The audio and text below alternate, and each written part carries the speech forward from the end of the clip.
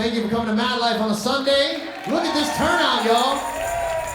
My dad is a guitar player, and I grew up listening to Tony Rice and Ricky Skaggs and all kinds of different players from back then. And of course, I rebelled and went the Van Halen route, just like anybody else does. And then got into the Allman Brothers and Government Mule and things like that, and listened to anything I could get my hands on. Since then, I've been a working musician.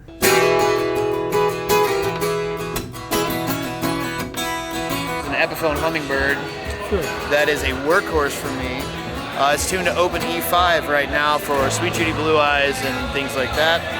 I bought this guitar at Portman's Music in Savannah, Georgia out of necessity because I needed a guitar on a gig and I had left my guitar at home. Found this instrument and I've had it ever since. It's a beautiful guitar. It sounds great. It plays great. And I'm not worried about banging it around because it wasn't crazy expensive.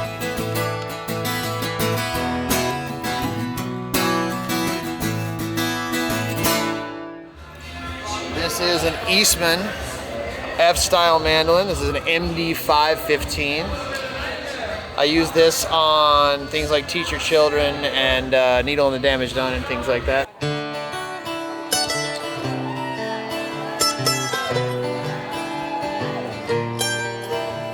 This mandolin has actually come apart several times.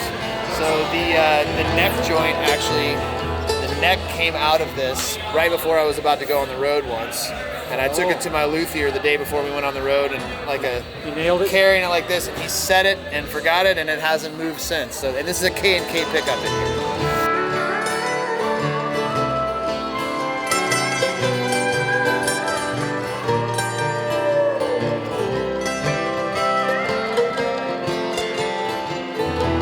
I love this mandolin. I would never let it go. This is a Knaggs Kenai T1. This is made by Knaggs in Maryland. Knaggs was started by Joe Knaggs, formerly of Paul Reed Smith, and a gentleman named Peter Wolf, who was also at Paul Reed Smith. And this is one of two that I have. Unfortunately, the knob fell off last night at my gig, and I have not had a chance to replace it.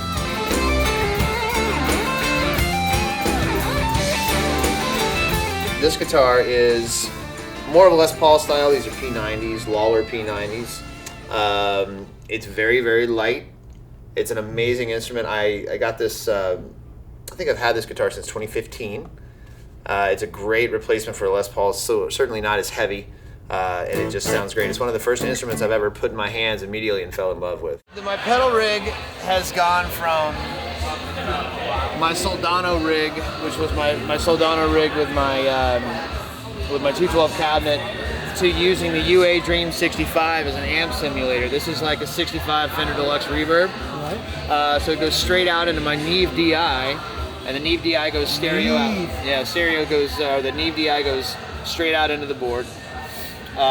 Nothing complicated about this rig, actually. It's just, this is a modified volume pedal from Justin Butler, Tru-Tone Music in Nashville. He changed the circuit around. It's active instead of being a passive volume pedal, and it's got an unbiased tuner out, so the tuner does not suck the tone. So that's the wonderful thing about that. So I've got that. This is a Centura, so this is a clone, and that's first after the volume pedal. Then I've got an Archer Clean Boost hanging out just after that. That just kind of pushes the volume up a little bit. This is another UA pedal. This is the Astra Modulation Machine. This is chorus and modulation and flange and things like that. Straight into my Stryman Brigadier. Stryman Brigadier is just like tape echo or tape delay. Sure. That goes stereo out into the Dream, and then the Dream goes stereo out into the Neve and into the board. Well, I like the Neve. Does that give you a street cred with your songmen? When Yeah, for sure. They all love it. Yeah. It's really slick. Yeah, I like it a lot. You know, I've seen some people with their Neve gear, they cover that up. No way. So that people don't steal it. Well, it stays with me at all times. I always know where it is. Yeah, and this is just the acoustic side of the house. So this is really simple. This is just a Fishman DI. I go straight into the Fishman DI, and then this has an effects loop built in. So I just loop the delay and the reverb back into the Fishman and then send XLR out to the board. So that's that way you don't have to depend on the sound man to adjust your. Well, sure, but the other thing is it's not in line. So the the delay and the reverb are in the effects loop of the DI, which is nice. So it's not a serial chain. It's actually looped back in, and then it goes back out. So I'm getting that parallel signal. I've never seen that Fishman. It's a great. Oh, this Platinum DI is wonderful. It looks sturdy. It looks roadworthy. It is. I've had it forever. Have you really? Oh yeah. I've probably had this volume pedal for 7 years. Okay. And I love it. These two. This carbon copy. You can't go wrong with the carbon copy, MXR carbon copy delay. And the Holy Grail I've had for years and years. Everything else is mostly a sort of a new acquisition. I've played around with different gain pedals and clean boosts and things like that. I've had the Brigadier for a couple of years, maybe. Is that everything 9-volt in there? Yes. Yeah, all these pedals are 9-volt. I don't have to mess with any 18-volt turnarounds. This power supply is actually not doing anything, so I actually had this as an auxiliary for something else that I'm not using right now. The power supply for everything in here is underneath. That's about it, man. Pretty simple.